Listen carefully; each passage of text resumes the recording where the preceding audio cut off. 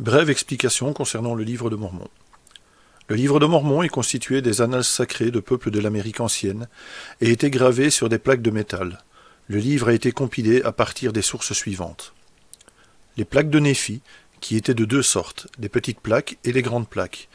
Les premières étaient plus particulièrement consacrées aux questions spirituelles et au ministère et aux enseignements des prophètes, tandis que les dernières étaient surtout affectées à l'histoire profane des peuples intéressés, voir 1 Néphi 9, 2 à 4. Toutefois, à partir de l'époque de Mosia, les grandes plaques continrent aussi des textes d'une grande importance spirituelle. Les plaques de Mormon, qui consistent en un abrégé des grandes plaques de Néphi, fait par Mormon avec de nombreux commentaires. Ces plaques contenaient aussi la suite de l'histoire écrite par Mormon et des ajouts de son fils Moroni. Les plaques d'Éther, qui présentent l'histoire des Jarédites. Ces annales furent abrégées par Moroni, qui inséra ses commentaires personnels et intégra ces annales à l'ensemble de l'histoire sous le titre Livre d'Éther. Les plaques d'Airain, apportées de Jérusalem par le peuple de Léhi en 600 avant Jésus-Christ, elles contenaient les 5 livres de Moïse, et aussi une histoire des Juifs depuis le début, jusqu'au commencement du règne de Sédécia, roi de Juda, et aussi des prophéties des saints prophètes, voir 1 Néphi 5, 11 à 13. Beaucoup de passages de ces plaques qui citent Ésaïe et d'autres prophètes bibliques et non bibliques apparaissent dans le Livre de Mormon. Le Livre de Mormon comprend 15 grandes parties ou divisions appelées, à une exception près, livres, portant habituellement le nom de leur auteur principal. La première partie, les 6 premiers livres finissant avec Omni, est la traduction des petites plaques de Néphi. Entre les livres d'Omni et de Mosia, il y a une insertion appelée « Parole de Mormon ». Cette insertion relie les annales gravées sur les petites plaques à l'abrégé des grandes plaques fait par Mormon.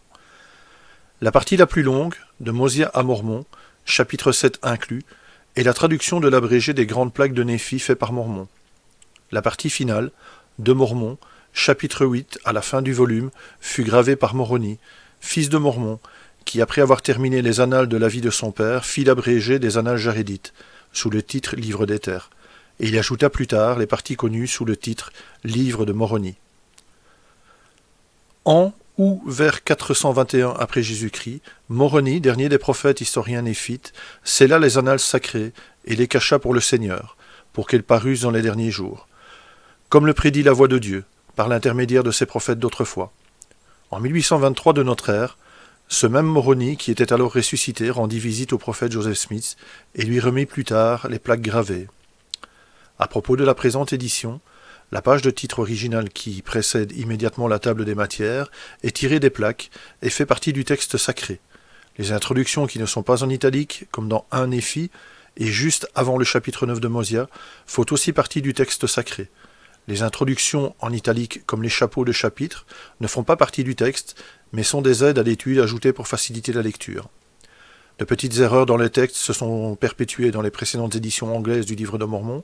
La présente édition contient les corrections qui semblent appropriées pour rendre le texte conforme aux manuscrits antérieurs à la publication et aux premières éditions publiées par Joseph Smith le prophète.